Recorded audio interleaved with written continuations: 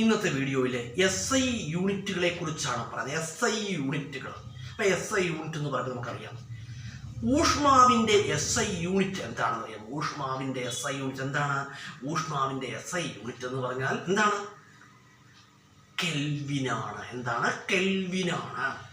അതുപോലെ തന്നെ പറയുകയാണെങ്കിൽ ഊർജത്തിൻ്റെയും പ്രവൃത്തിയുടെയും SI യൂണിറ്റ് എന്താണ്? എന്താണ് ഊർജത്തിൻ്റെയും പ്രവൃത്തിയുടെയും SI യൂണിറ്റ് എന്ന് പറയുന്നത് എന്താണ്? ജൂളാണ്. എന്താണ്? ജൂളാണ്. അതുപോലെ വൈദ്യുത പ്രവാഹത്തിൻ്റെ SI യൂണിറ്റ് എന്താണ്? വൈദ്യുത പ്രവാഹത്തിൻ്റെ SI യൂണിറ്റ് എന്താണ്? ആംബിയർ. വൈദ്യുത പ്രവാഹത്തിൻ്റെ SI യൂണിറ്റാണ് ആംബിയർ. അതുപോലെ തന്നെ വൈദ്യുത പ്രവാഹത്തിൻ്റെ SI യൂണിറ്റ് എന്ന് പറഞ്ഞാൽ ആംബിയർ ആണ്. വൈദ്യുത പ്രവാഹത്തിൻ്റെ SI യൂണിറ്റ് എന്ന് പറഞ്ഞാൽ ആംബിയർ. അതുപോലെ ദൂരത്തിൻ്റെ SI യൂണിറ്റ് എന്താണ്? ദൂരത്തിൻ്റെ SI യൂണിറ്റാണ് മീറ്റർ. ദൂരത്തിൻ്റെ SI യൂണിറ്റ് മീറ്റർ ആണ്. അതുപോലെ ലൂമിനസ് ഇൻറ്റൻസിറ്റിയുടെ SI യൂണിറ്റ് എന്താണ്? കാൻഡില. ലൂമിനസ് ഇൻറ്റൻസിറ്റിയുടെ SI യൂണിറ്റാണ് കാൻഡില. എന്താണ്? കാൻഡില.